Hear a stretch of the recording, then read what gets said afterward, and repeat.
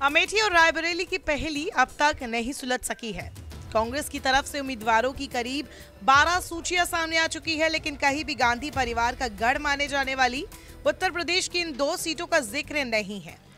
खास बात है कि 2019 लोकसभा चुनाव में अमेठी और रायबरेली पहले ही सूची में थे।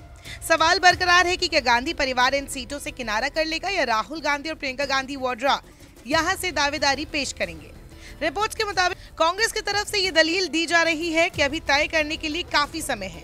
अमेठी और रायबरेली में 5वें चरण में 20 मई को मतदान होगा और नामांकन की तारीख 3 मई है।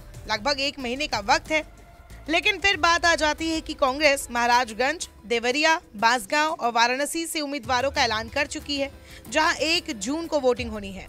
मतलब कि ये और भी दूर है, लेकिन यहाँ उम्मीदवार तय कर लिए गए हैं। फिर आखिरकार अमेठी और रायबरेली में क्यों नहीं? सूत्र बताते हैं कि गांधी परिवार के भाई बहन ही तय करेंगे कि उन्हें उत्तर प्रदेश से चुनावी मैदान में उतरना है या नहीं। कहा जाता है कि रविवार को विपक्षी गठबंधन इंडिया की रैली में प्रियंका की मौजूदगी संकेत दे रही है कि वो चुनाव लड़ सकती हैं। वो सक्रिय भी है। अगर ऐसा नहीं होता है तो वो रैली में नहीं होती जब सोनिया, मल्लिकार्जुन खड़गे और राहुल शामिल हो रहे थे। हो सकता है कि वे चुनाव ना लड़े। ये संकेत गांधी परिवार के करीबियों से सामने आ रहे हैं।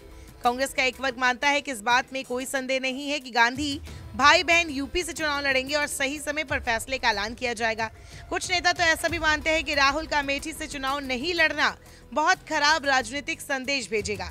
अमेठी और रायबरेली से गांधी परिवार का नहीं लड़ना बीजेपी को एक मुद्दा दे देगा कि यूपी में जीत का भरोसा नहीं था तो वे भाग गए।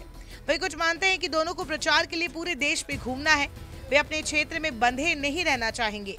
जानकार ये बात इसीलिए भी कर रहे हैं क्योंकि वे बीते 2 सालों में अमेठी और रायबरेली में ज्यादा आना जाना नहीं कर पाए, या कह सकते हैं कि वो दिखे ही नहीं। हालांकि पार्टी के कुछ नेता ये भी कहते हैं कि वो चुनाव लड़े या ना लड़े, लेकिन बीजेपी को मुद्दा मिल ही जाएगा। अगर वे नहीं लड़ते हैं तो बीजेपी कहेगी कि वे भाग गए। अगर वे लड़ते हैं तो बीजेपी कहेगी कि तीनों गांधी संसद में जाना चाहते हैं और ये सभी एक परिवार में हैं।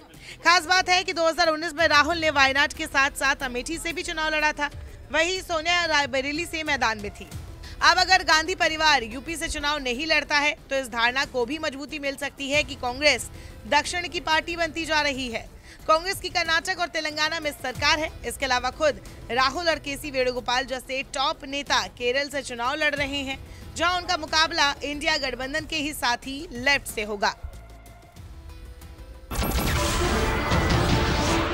नमस्कार, मैं हूं मानक गुप्ता। अगर आपको हमारा ये वीडियो पसंद आया हो तो इसे लाइक और शेयर जरूर करें, और हां, हमें सब्सक्राइब और फॉलो करना ना भूलें ताकि आप देश और दुनिया की कोई खबर मिस ना करें। तो जुड़े रहिए हमारे साथ और देखते रहिए न्यूज़ 24।